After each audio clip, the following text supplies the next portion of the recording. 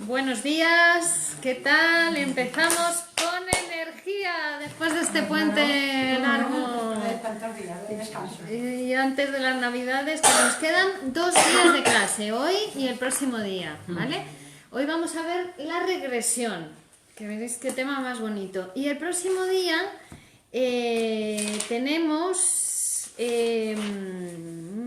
la realización de deseos, pero realmente nos quedan 3 clases más, que no nos ha dado tiempo porque hemos ido muy despacito en el tema de los operadores y el material del sueño. Entonces yo lo que os quería proponer, si queréis, porque quedan la interrupción del reposo por el sueño, la función del sueño, el sueño de angustia, esa es una clase de las que quedaría. La otra, el proceso primario y el secundario, la represión. Y la otra, lo inconsciente y la conciencia, la realidad. Son 3 clases para terminar todo lo que es la interpretación de los sueños.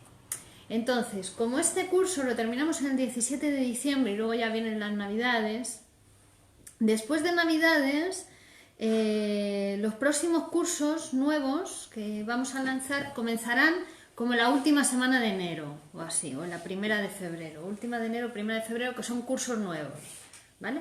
Pero entonces en ese intervalo, desde que terminan las Navidades hasta que empiecen los nuevos cursos, que quedan, son 3 semanas creo, aproximadamente, yo lo que os quería decir es si queréis que demos esas 3 clases que quedan, para terminar el temario de la interpretación de los sueños. A ver, sería... Si usted puede, yo encantada. Yo sí puedo, porque hasta que saquemos los nuevos cursos, que ya hagamos otra vez nuevos grupos y todo, y que va a ser... que ya os avisaré también porque va a ser... O sea, Teresa, además de estas 2, Claro. Eso es. decir? Claro, Sí. terminar. Es que no puedo, Y empiezas lo otro. porque empiezo lo otro aquí. Yo también empiezo en enero otra cosa, pero es otro día, o sea que yo podría el martes. Yo es que es los martes cuando venimos aquí, ¿Y a qué hora es? pues a las 11. Bueno, Bueno, este pues, es de 10 a Así 11. que sales un Aunque poquito antes llegues de aquí, eso, te da y ya tiempo. voy diciendo. Sería, a ver... Una cosa nueva. El pan a las 2, claro, ya te da dirá que tiempo de madrugas un aquí a poco. otro.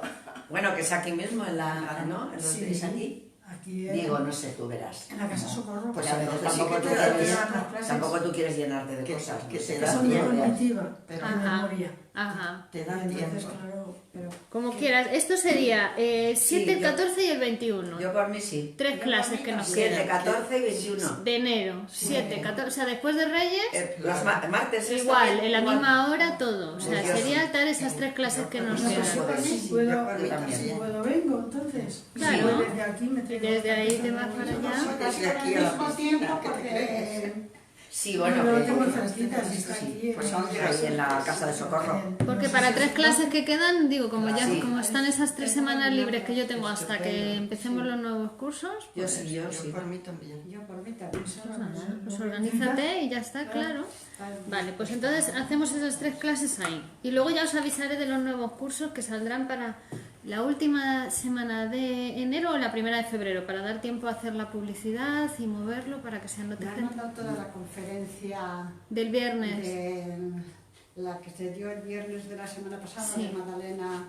Vale, este viernes hay otra abierta. El viernes 13, que es este, a las 7 de la tarde la doy yo también sobre la interpretación de los sueños. O sea, Ay. puedo también... Te puedes anotar y te llega también el vídeo. Pues si me invitas me voy contigo y la vemos Vale, juntas. vale. Ah, Vale, mira, ya qué bien. Sí, dura 1 hora, lo mismo bien. que esto. Sí, porque yo no sé meterme en esas cosas en Y internet. yo no tengo... Sí, es dar el Ah.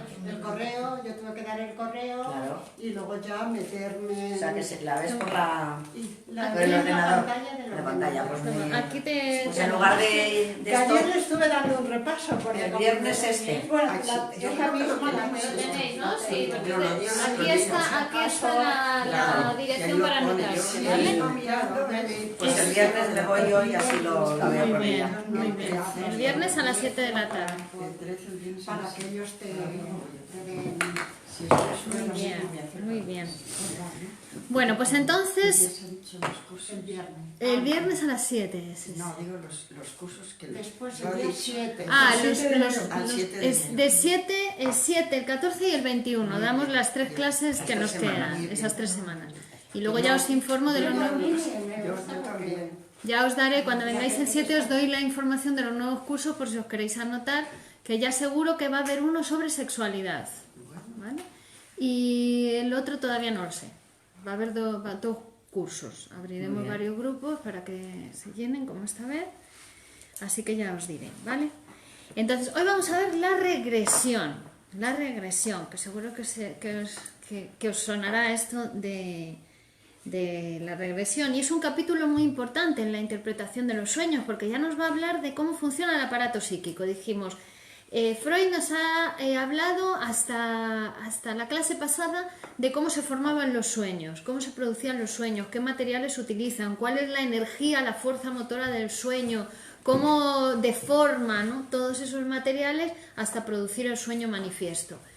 Pero ahora hemos entrado en el capítulo de psicología de los procesos oníricos, que es equivalente a decir psicología de los procesos inconscientes. Psicología del inconsciente, es decir, es una psicología que tiene en cuenta el inconsciente, ¿vale? Y entonces, la vez pasada vimos el olvido de los sueños, cómo cuando uno se olvida del sueño o de parte del sueño, de ciertos fragmentos, no es algo casual, sino que ha habido una intención inconsciente de olvidar esas partes del sueño, porque son justo las partes del sueño pues que están en relación con los contenidos reprimidos, ¿vale? O sea que hay una intencionalidad en el olvido, en todo olvido, no solo en el olvido de los sueños, porque ya Freud nos está hablando aquí de cómo funciona el aparato psíquico. Nos pone el ejemplo de los sueños porque el sueño es el prototipo de producto del inconsciente y porque soñamos todos, pero es para explicar cómo funciona nuestro aparato psíquico. Entonces, ¿el olvido entonces real de algo que se te olvida también de alguna manera es así? También es intencional, no es casual. Hay veces que sueñas y hoy y esta noche soñar y no recuerdo nada. Claro. Y otros sí que lo... Claro, ahí tiene que ver con lo que decíamos de la censura, ¿no? La censura y la resistencia también a recordar, porque cuando se recuerda el sueño, en el análisis, en psicoanálisis, ya estás dando información muy importante al psicoanalista para interpretar el deseo inconsciente, ¿no? Entonces, cuando se olvida el sueño también es una cosa de la resistencia al psicoanálisis, ¿no? No me acuerdo porque la resistencia lo utiliza para no saber del inconsciente, ¿no? Lo que pasa es que, claro, cuando uno está en psicoanálisis, como nos decía Freud en la clase pasada, vino la persona y no recordaba el sueño. Entonces yo hice como si no hubiera soñado, ¿no? Me entró por aquí y me salió por aquí, no lo escuché. Y siguió analizándose, siguió hablando y se encontró con otra resistencia. Es decir, había algo que le resultaba desagradable, no podía hablar de ello, no quería hablar de ello, pero Freud le animó, le dijo, inténtelo, ¿no? Le ayudó a superar esa resistencia. Y cuando superó esa resistencia y pudo hablar de eso, inmediatamente se acordó del sueño, ¿no? Porque es algo que utiliza el olvido, lo utiliza la resistencia para no querer saber del deseo inconsciente. Entonces, ahora que ya sabemos esto, Freud nos va a hablar de la regresión. Dice, el sueño es un acto psíquico complejo, completo, como ya hemos visto. Su fuerza impulsora entonces es siempre un deseo por realizar, ese va a ser el motor del sueño, el que produce el sueño. Y en el aspecto del sueño, según lo recordamos, no reconocemos ese deseo, hay que interpretarlo para saber de ese deseo que se quiere realizar a través del sueño, ¿no?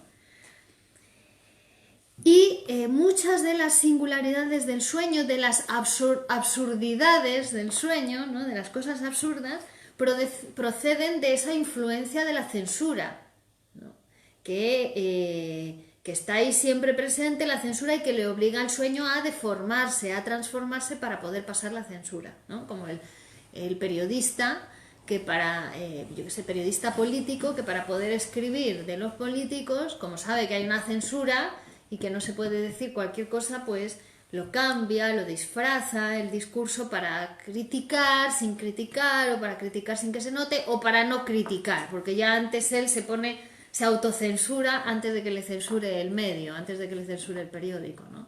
Entonces la censura psíquica funciona también así. Antes de que me vaya a castigar mi super yo, mi moral, por haber pensado eso, por haber fantaseado eso, por haber soñado eso, mi propia censura ejerce su efecto y entonces el sueño se ve obligado a deformarse, a transformarse, a disfrazarse para que la conciencia no se entere de nada. Entonces, el material tiene que atravesar la censura, ya hemos visto, tiene que condensarse, tiene que cuidar que ese material pueda ponerse en imágenes, cuidado de la representabilidad, ¿no? Pasar las ideas abstractas en imágenes. Y además, aunque no siempre, también está la elaboración secundaria que se ocupa de que el sueño manifiesto, el producto final, tenga como una cierta coherencia, como un guión, ¿no? Esa era la elaboración secundaria. Le daba un formato que parece una peliculita al sueño, ¿no? A veces no hay elaboración secundaria y es totalmente absurdo, no tiene conectores, no tiene lógica el sueño, ¿no? Pero a veces sí. Bueno, entonces, en este capítulo de la regresión, al principio os acordáis que nos trajo un sueño que era el del señor que muere su hijo, que ha estado velándole en la cabecera de la cama y muere el niño, y entonces mientras el velatorio él se va a acostar a la habitación de al lado y deja a un anciano cuidando del féretro, ¿no?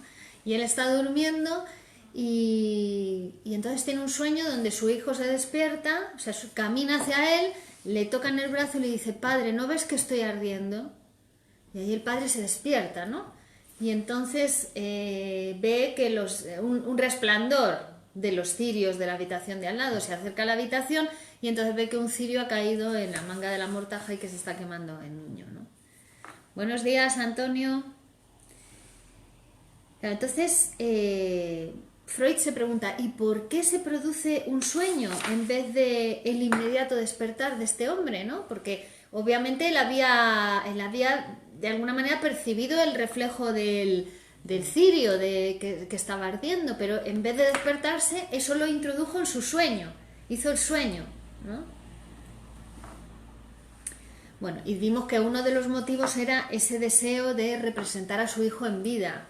Haciendo ese sueño, durante ese tiempo, consiguió satisfacer dos deseos. Por una parte, el de que su hijo siguiera vivo durante unos segundos, y por otra parte, el deseo de seguir durmiendo, que es el deseo del yo, ¿no? Por eso hizo un sueño para no despertar. La idea latente es: veo el resplandor en la habitación donde está el cadáver. Quizás se haya caído una vela en el ataúd donde está el niño y le está quemando, ¿no? Eso es algo que él ha pensado mientras estaba dormido, ¿no? De forma latente. Pero el sueño reproduce el resultado de esta reflexión y lo introduce en su situación presente y percibida por los sentidos, como si estuviera despierto. Él percibe que el niño se acerca, se levanta, se acerca hasta él, le toca y le dice: padre, ¿no ves que estoy ardiendo? Es decir, a partir de esa idea que él había pensado: uy, ese resplandor es raro, a ver si se está quemando el cadáver, ¿no?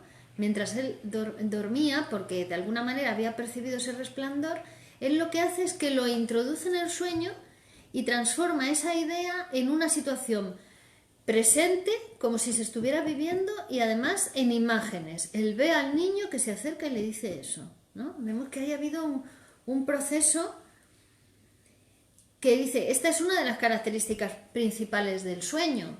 Como vimos en el sueño de los niños, cuando vimos la realización de deseos, había niños que durante el día no habían conseguido realizar el deseo de ir a la montaña o de montar en el lago, seguir montando en el lago, y luego por la noche soñaban que seguían montando. La hija de Freud, ¿no?, que había estado durante la mañana paseando en el lago, después a la noche, porque sus papás le dijeron: mira, ya es hora, te tienes que bajar de la barquita. Y ahí la niña se pilló un berrinche y lloró, pero por la noche que soñó: he estado toda la noche navegando en el lago, ¿no? Es decir, la niña, ese deseo, me gustaría, ¿no? Me gustaría, que es un subjuntivo, un deseo, después el sueño que hace lo transforma a tiempo presente, uno se ve haciendo la acción y además lo transforma a imágenes. ¿Vale? ¿Veis? Hay dos transformaciones.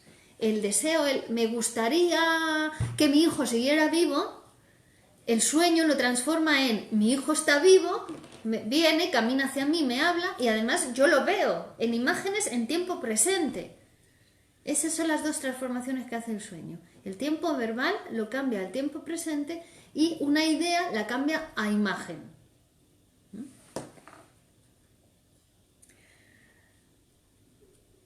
Por ejemplo, en el sueño de Irma, que vimos y que tenemos en el vídeo 2 de este curso, en la clase 2, hay una idea latente que también alcanza una representación, porque en el sueño el optativo, el deseo era: ojalá fuese Otto el culpable de la enfermedad de Irma, ¿no? Porque Otto le había dicho a Freud: sí, mira, he estado con Irma estas vacaciones y está bien, pero no del todo. Y entonces eso Freud lo tomó como un reproche, como si le estuviera criticando su labor terapéutica con Irma. Y entonces a la noche él se apresura a soñar eso, ¿no?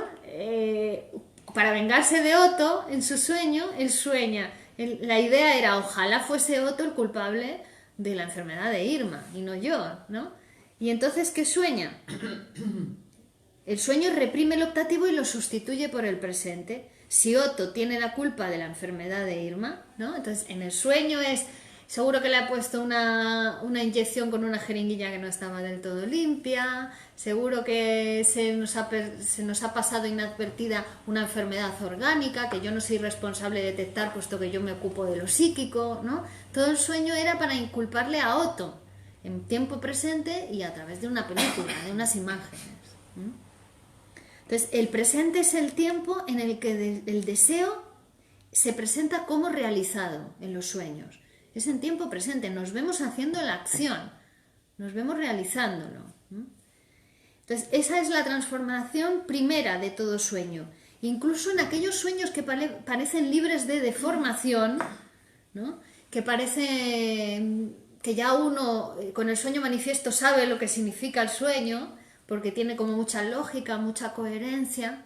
Bueno, incluso en esos sueños hay que interpretarlos porque también no hubo deformación, ¿vale? Y también ahí el deseo se ha transmutado el tiempo verbal y también se realiza en tiempo presente.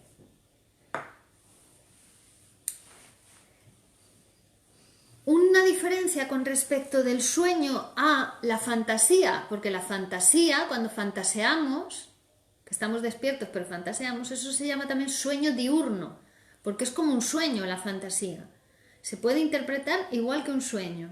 Y además también ha habido deformación, también ha habido condensación, desplazamiento, cuidado de la representabilidad, elaboración secundaria en la fantasía, ¿no? Pero la diferencia entre la fantasía y el sueño es que la fantasía uno lo piensa, ¿no? Es como pensado. Ay, pues si ganara la lotería ahora el día 22 de diciembre, ¿qué haría, no? Y uno se pone a soñar despierto, a fantasear. Vale, pero en el sueño no. En el sueño tú te ves haciendo la acción. Te ves en tiempo presente y además en imágenes haciendo la acción. Esa es la diferencia entre la fantasía y el sueño. En la fantasía también hay alguna imagen, ¿no? Pero es más pensado. En el sueño te ves haciéndolo. Hay sueños, es verdad, también que solamente se componen de ideas y no hay imágenes, ¿no? Uno se despierta y dice: no recuerdo nada, pero tengo la idea como que he soñado sobre esto, ¿no? O pasaba esto, pero no tengo la imagen. También hay sueños que pasan así, ¿no? Que se queda en la idea.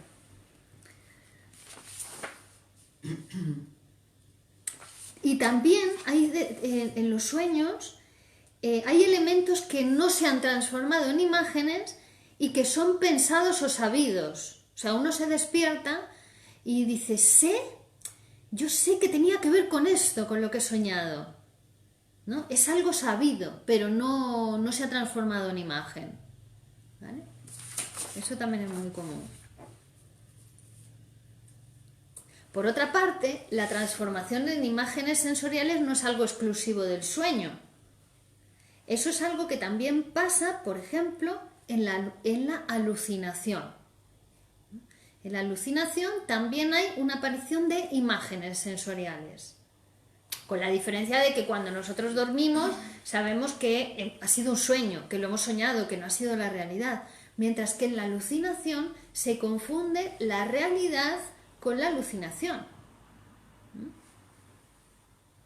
Las alucinaciones pueden aparecer como síntomas de la psiconeurosis, de la histeria, tiene alucinaciones, la psicosis tiene alucinaciones, ¿no? Pero también la alucinación se produce sin necesidad de tener una enfermedad, o sea, fuera del marco de la psiconeurosis. A veces alucinamos, ¿no? Porque se produce por este mecanismo que vamos a ver hoy, que es la regresión. No es algo entonces exclusivo del sueño. En el recuerdo incluso también aparecen imágenes, ¿no? Cuando recordamos algo, a veces también aparecen en nosotros imágenes, aunque son imágenes sensoriales menos vívidas que las del sueño. Han perdido fuerza sensorial en el recuerdo.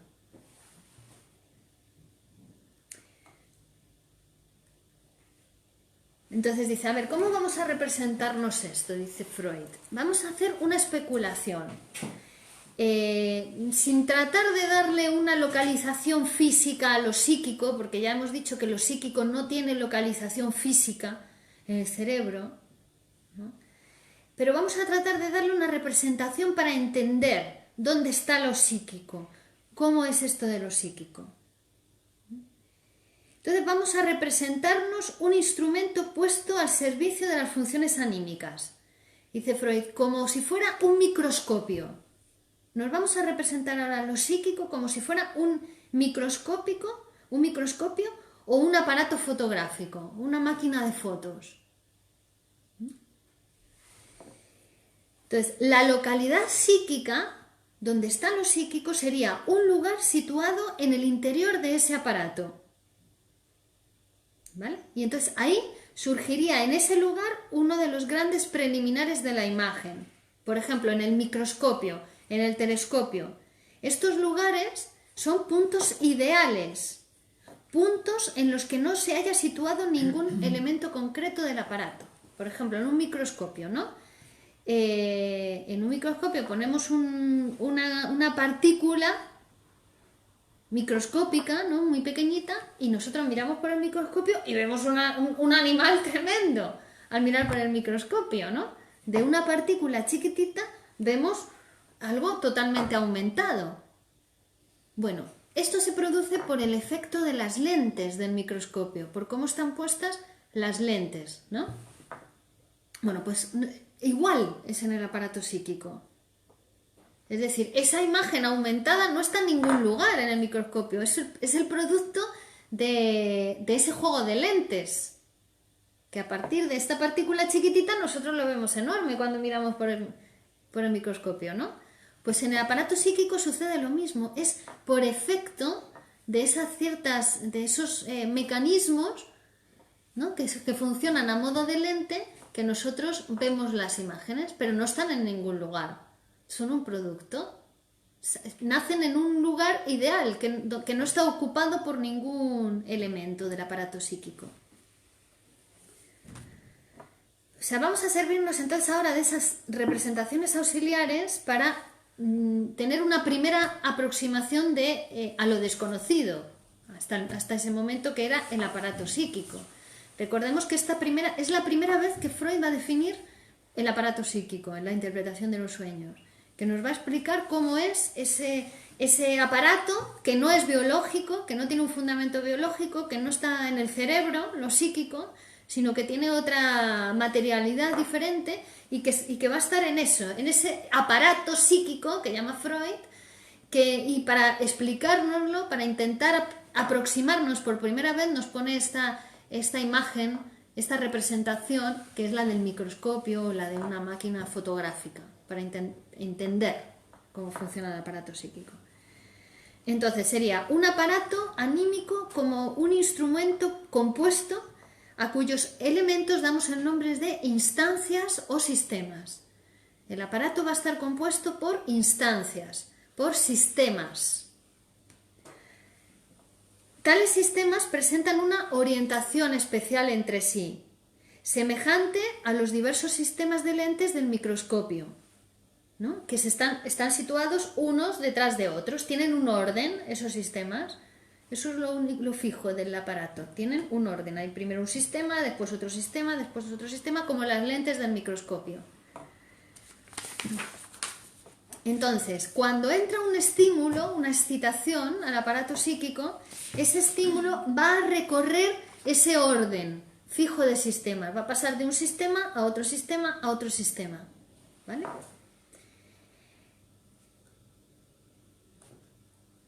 Entonces, a esos componentes del aparato los vamos a llamar sistema psi. Sistema psi. ¿Vale? Entonces, este aparato compuesto del sistema psi posee una dirección. Toda nuestra actividad psíquica va a partir de un estímulo que puede venir de fuera del aparato o de dentro del aparato, ¿no?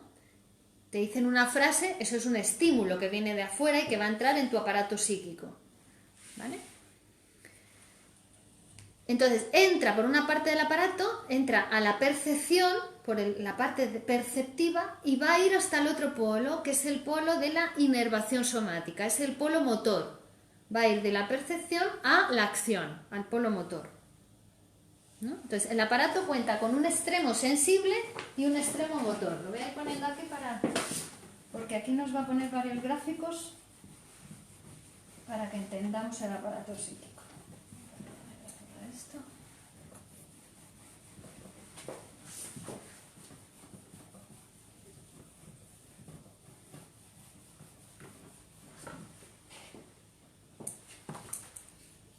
Entonces el aparato cuenta con un extremo sensible y un extremo motor, polo sensible, polo motor. En el extremo sensible se encuentra un sistema que recibe las percepciones que llegan al aparato. Y en el polo motor está otro sistema que lo que hace es abrir las puertas de la motilidad. Te dan la señal para que te mueva, ¿no? Te dan una cachetada. Polo sensible. Te dan la cachetada, tú recibes, entonces tú le das un puñetazo, ¿no? Es decir, por una parte entró el polo, la percepción del estímulo, y por otra parte se abrieron las puertas de la motilidad, ¿no? Por poner un ejemplo burdo, ese de la... Entonces, el proceso psíquico se desarrolla pasando del extremo de percepción hasta el extremo de la motilidad, ¿vale? Entonces, Freud nos va a plantear, en primer lugar, este esquema general del aparato psíquico, el más general, que sería una cosa así, ¿no? Aquí estaría el polo de la percepción, entra la percepción al aparato psíquico, ¿vale? Aquí aparecen las percepciones y aquí estaría el polo motor, que aquí lo llamo H, ¿vale? Entra la percepción al aparato psíquico, te dicen una frase, la escuchas, ¿no? La percibes, la escuchas y luego tú respondes a la frase. Polo motor, haces la acción, se abren las puertas de la motilidad. Percepción, polo motor. Polo perceptivo por una parte y por la otra parte estaría el polo motor de la acción, ¿vale? Ese es el primer esquema del aparato psíquico. Y sigue entonces esta dirección, del polo perceptivo al polo motor.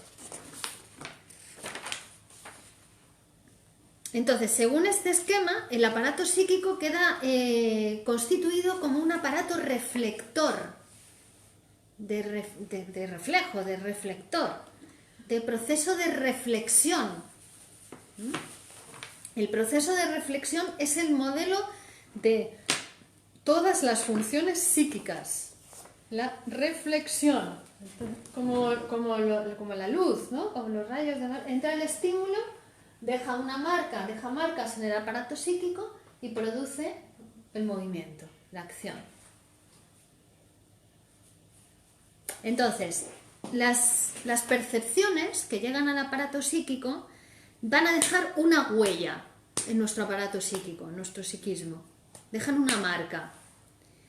Y a esa marca la llamamos huella némica, huella de memoria. La función de la huella anémica es la memoria,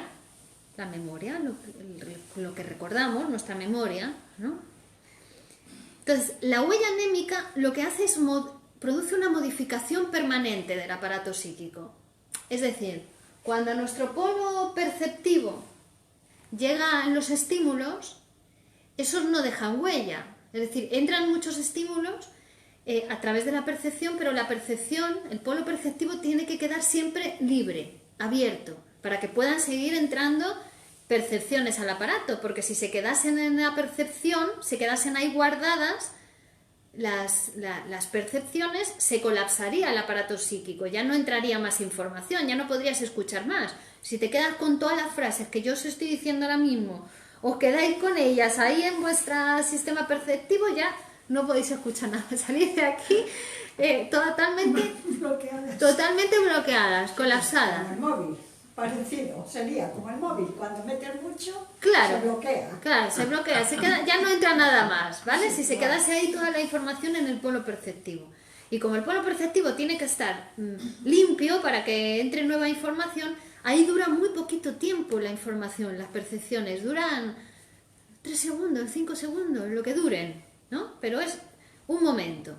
Y después, de esa información que ha entrado al polo perceptivo, las que dejan una huella en el aparato psíquico ya pasan a la memoria, huella anémica. Ya hay otro sistema que es el que almacena la información que queda en el aparato psíquico. Ese es el sistema de la memoria. Es otro sistema diferente al de percepción, ¿vale? Que sería este segundo esquema. ¿Vale? Tenemos el polo de la percepción y entonces aquí queda una huella de memoria, ¿vale?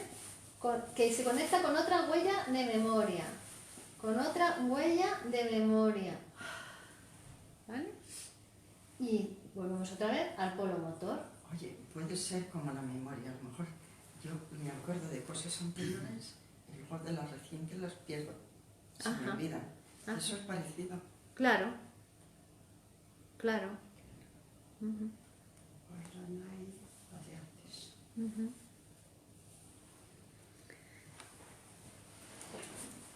Entonces, un sistema es el que retiene la información, que es el sistema anémico, donde quedan las huellas de memoria, ¿vale? Y tiene la capacidad entonces de conservar la información.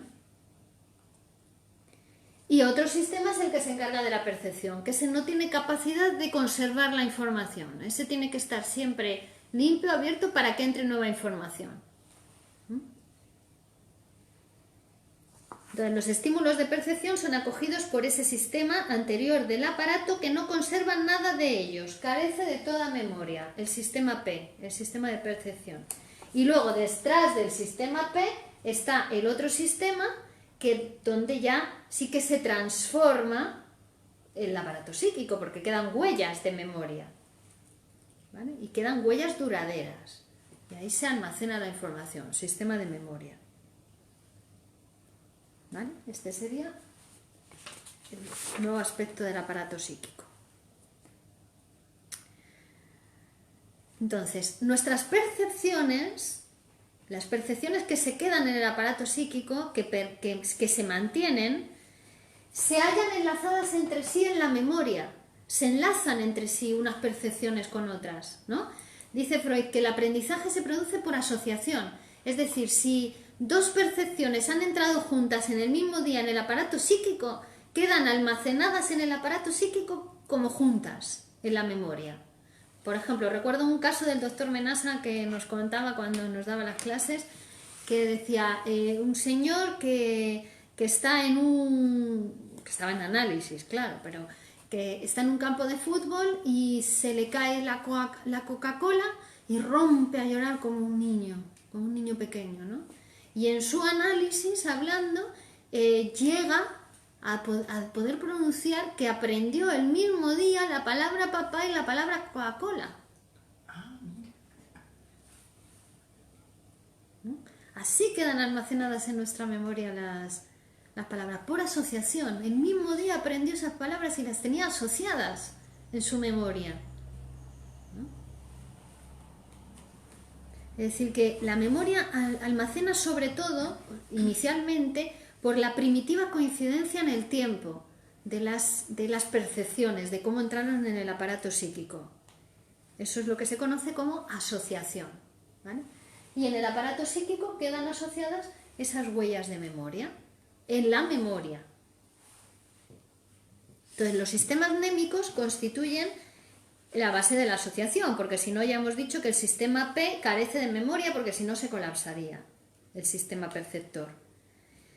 Entonces, la asociación entre las huellas de memoria consiste en que, siguiendo la menor resistencia, la excitación que proviene del sistema P se va a ir transcurriendo, va a ir siguiendo, se va a ir propagando por las huellas de memoria según el camino que tenga menos resistencia.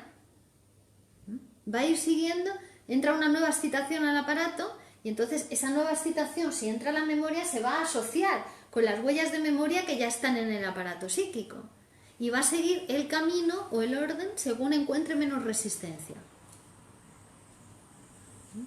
Entonces va a ir de un primer elemento HM, huella de memoria, a un segundo elemento, huella de memoria, a un tercer elemento, huella de memoria. ¿Vale? El sistema P se va a ocupar de incluir las nuevas excitaciones provenientes del exterior en el interior. Y luego esas excitaciones van a entrar al sistema de memoria y van a pasar a un sistema de memoria u otro, porque hay diferentes sistemas de memoria en función de cómo se va propagando esa excitación.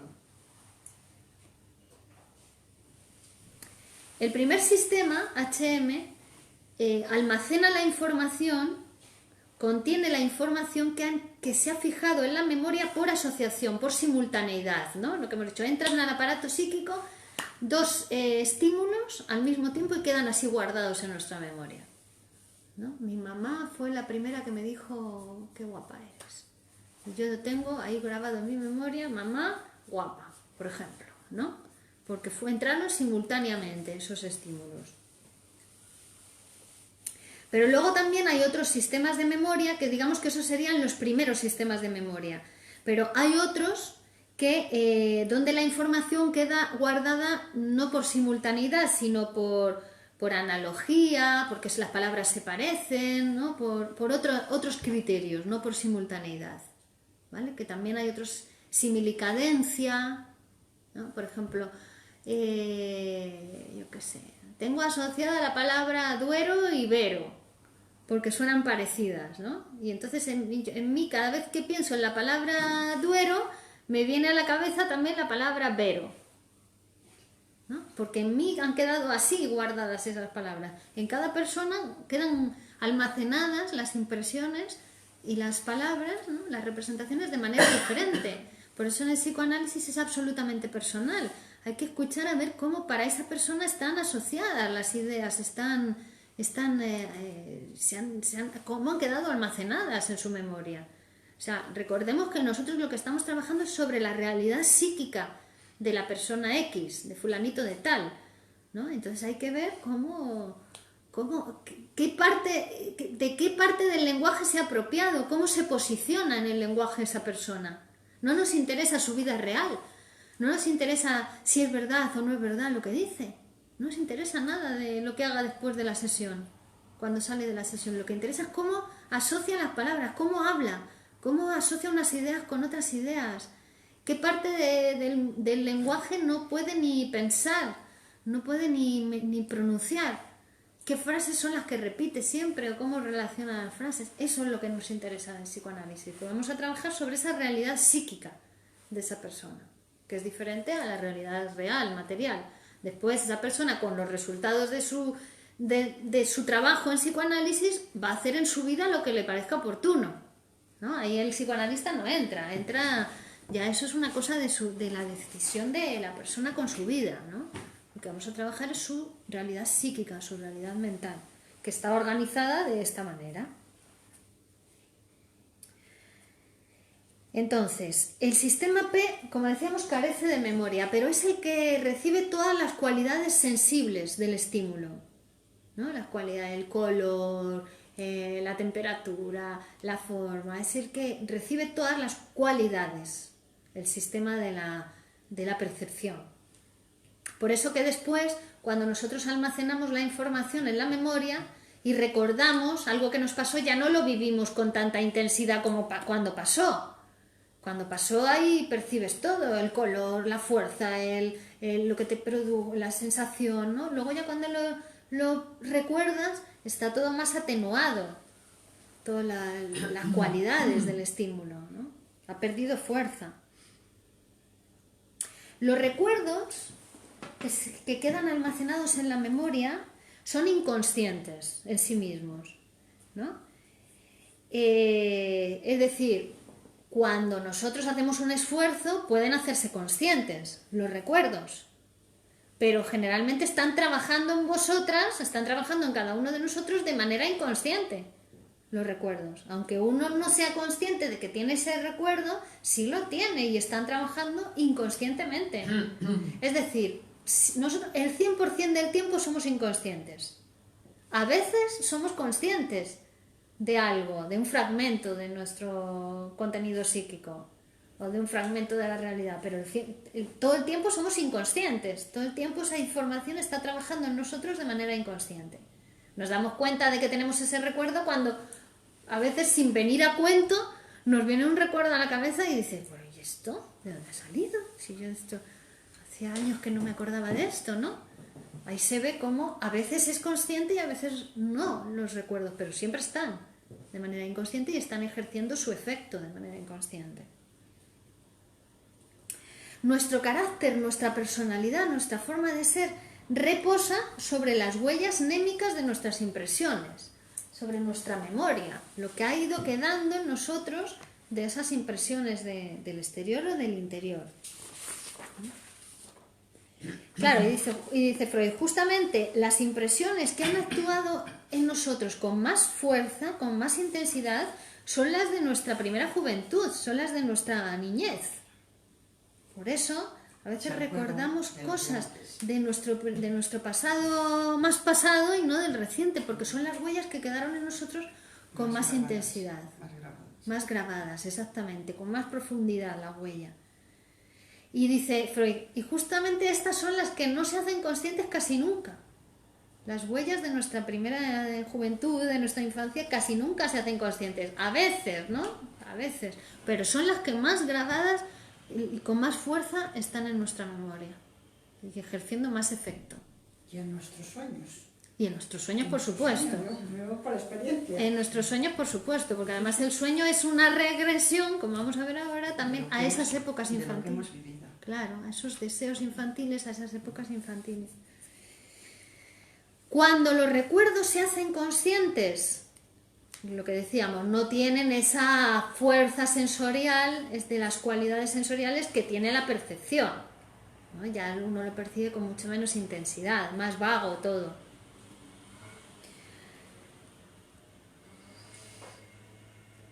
Bueno, entonces todo esto, esta primera especulación acerca del aparato psíquico, dice Freud, lo estamos haciendo sin tener en cuenta el sueño. Es decir, tenemos en cuenta más bien las percepciones de nuestra vida despierta, por donde entran por el polo motor, por el polo perceptivo, aparecen las huellas anémicas, donde queda almacenada la información, y luego van al polo motor que abre las esclusas a la motilidad, las puertas a la motilidad. ¿Pero qué pasa en los sueños?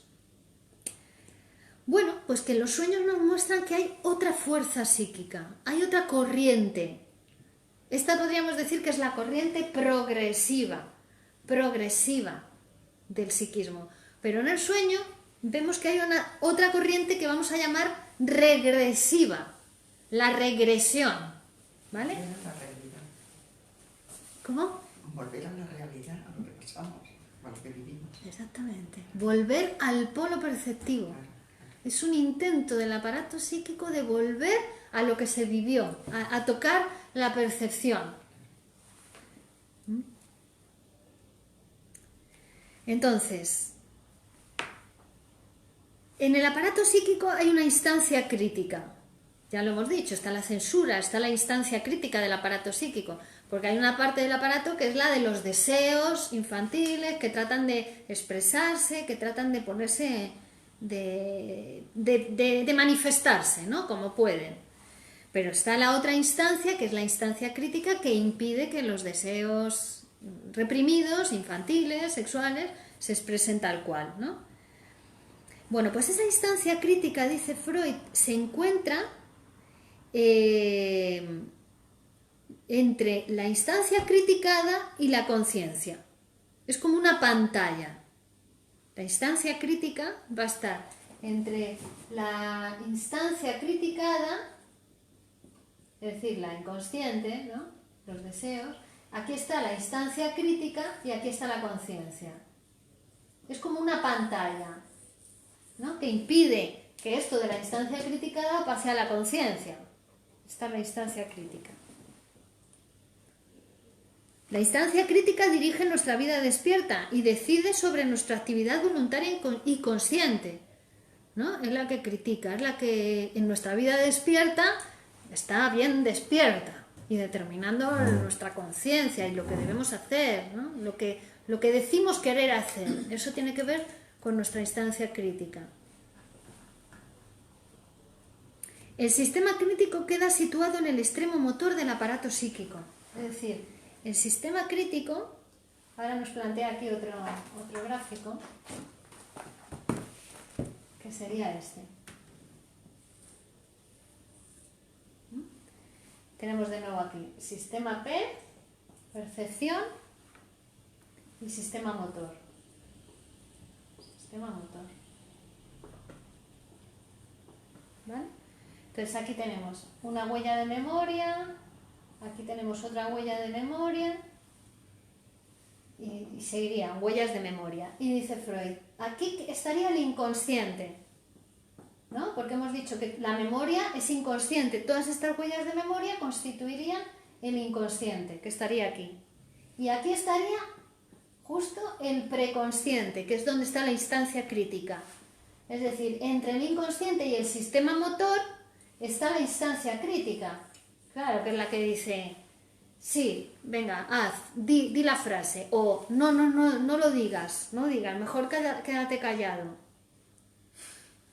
¿No? Ese es el sistema, la instancia crítica, el sistema preconsciente. Es el que da la orden al sistema motor de hacer o no hacer.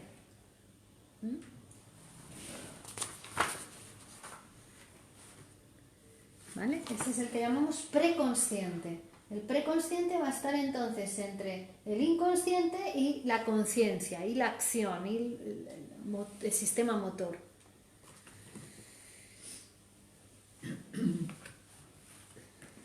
Entonces, del preconsciente a la conciencia, como ya hemos dicho en otras clases, se va a poder pasar la información. Del preconsciente a la conciencia sí puede pasar la información, pero ¿a condición de qué? A condición de ser deformada, disfrazada, para que la conciencia no se entere de mucho, ¿no? Va a tener que cumplir ciertas condiciones de intensidad y cierta distribución de la función de la atención. El sistema preconsciente es el que tiene las llaves para abrir las puertas de la motilidad. El sistema preconsciente es el que decide si hay acción o no hay acción, el que abre las puertas para que haya movimiento o no haya movimiento. Al sistema entonces que está detrás del preconsciente lo llamamos sistema inconsciente, porque no comunica con la conciencia el sistema inconsciente. Comunica con la conciencia, pero a través del preconsciente, ya siguiendo las órdenes que diga el preconsciente. El inconsciente no comunica directamente con la conciencia. ¿Vale? Entonces el preconsciente le dice, mira, si tú quieres pasar a la conciencia, le dice al deseo, en forma de sueño manifiesto, tienes que hacer toda esta serie de deformaciones, de cambios, de transformaciones, y entonces llega, como lo recordamos, el sueño, totalmente disfrazado, ¿no? Entonces, para la producción del sueño, situamos entonces el punto de partida en el deseo, en el inconsciente. El inconsciente nos acordamos que es el motor del sueño, es donde está el deseo sexual infantil y reprimido. Ahí estaría el punto de partida del sueño, en el inconsciente. Pero el deseo inconsciente está obligado a enlazarse a ideas preconscientes para poder pasar a la conciencia.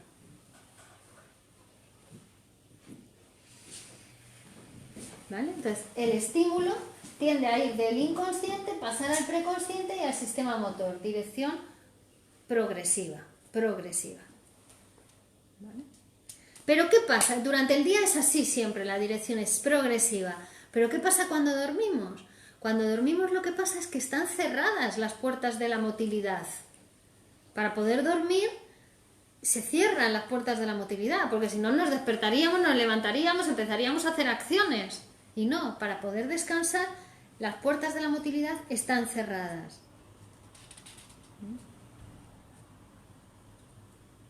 Entonces, ¿qué hace en ese caso el estímulo? Bueno, toma un camino regresivo, la otra corriente, que es el camino inverso. En lugar de avanzar hacia el sistema motor del aparato psíquico, se propaga de nuevo hacia el sistema perceptivo, hacia el sistema sensible, y acaba por llegar al sistema de las percepciones. Es como si quisiera volver a revivir, a volver a vivir de nuevo lo vivido, ¿vale? Entonces, esta dirección regresiva es la que toma el sueño.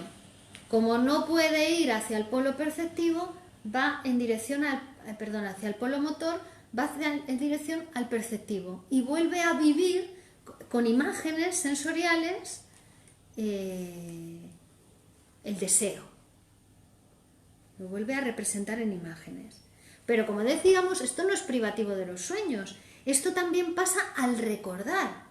Cuando recordamos, también hacemos ese movimiento en dirección regresiva a nuestro aparato psíquico. Queremos volver a la situación que vivimos para poder recordarla, ¿no? Ayer me pasó esto, entonces lo recuerdo y es como si quisiera volver a ese momento de ayer, cuando me pasó.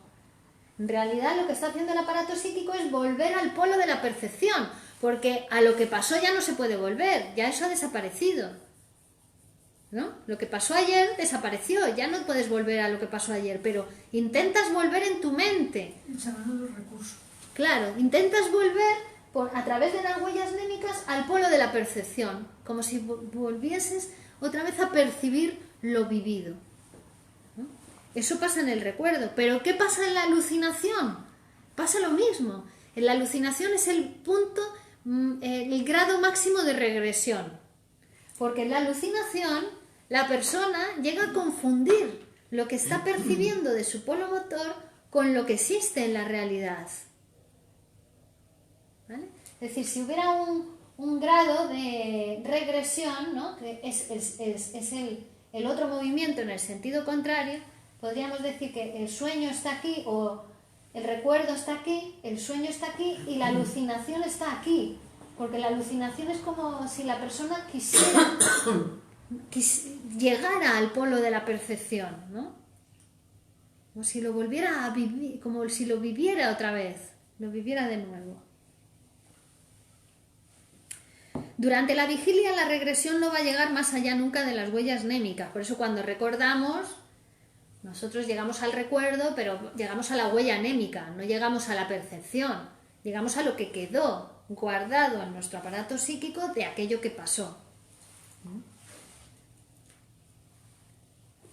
Que a veces cuando uno llega a reavivar, ¿no?, la huella de la percepción, porque insistimos, a la percepción ya no se puede volver, ya desapareció eso, ya pasó. Entonces, pero cuando es muy vívida la huella de la percepción, cuando se llega a la huella de la percepción, es cuando se produce la alucinación. Que la persona cree que lo está viendo, cree que lo está escucha una frase, ¿no? O ve, o como en el caso de Catalina, creo que era que tenía una alucinación olfativa, huele como si se estuviera quemando algo en el horno, ¿no? Y eso tenía que ver, claro, con su historia, con lo que le había pasado a ella.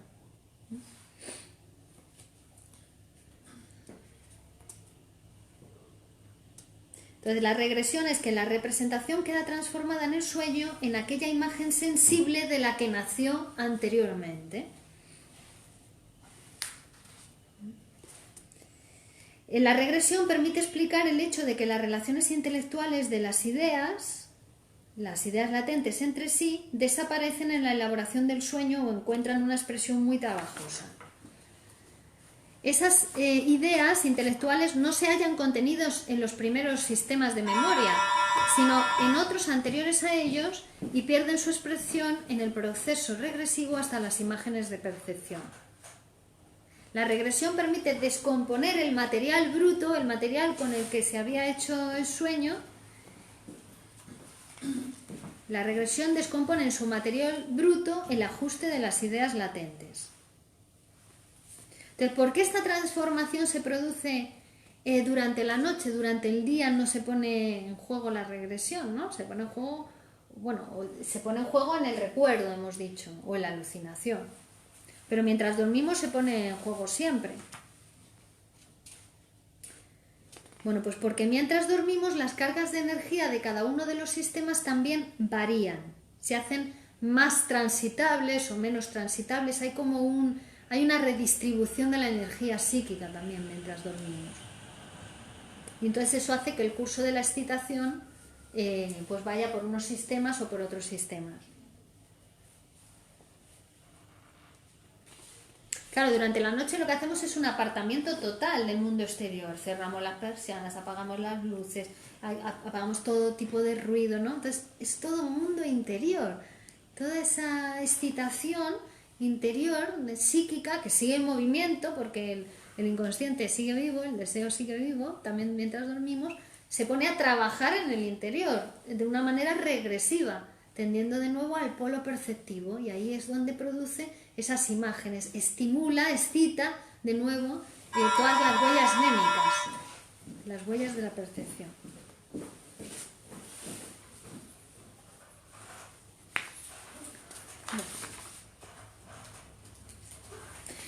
Y las alucinaciones, por ejemplo, en la histeria, en la psicosis, ¿no? Van a tener que ver, siempre son como sueños también, se pueden interpretar igual que los sueños, y van a tener que ver con la historia de deseos de esa persona también, no son casuales la alucinación que tiene, ¿no? ¿Puedes? No sé si habrá el programa, ahora se habrá otra vez. Vale, como he dibujado, porque no dibujaba y no eso, y tengo como apretado y apretado.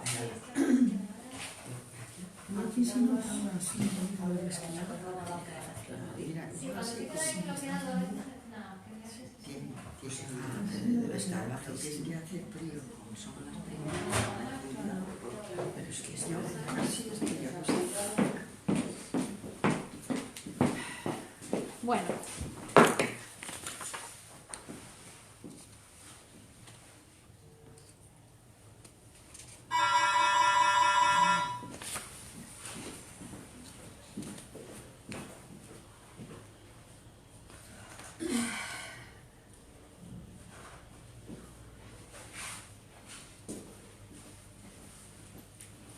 Claro, en la histeria las escenas infantiles, sean recuerdos o fantasías, son vistas alucinatoriamente, y cuando se consigue interpretarlas en el análisis o se hacen conscientes, pues desaparecen, ¿no?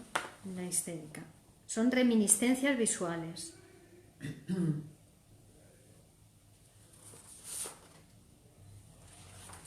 Bueno, eso, me parece que queda...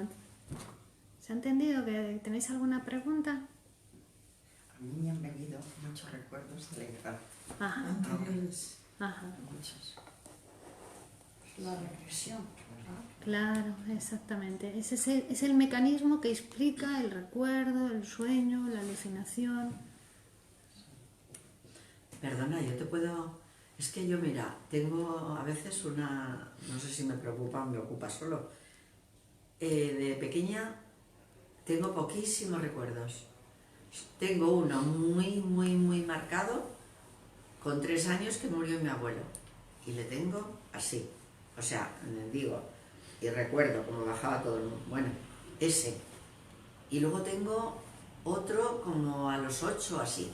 Pero entre 3, entre 0 a 3, a 10 o así, no tengo recuerdos.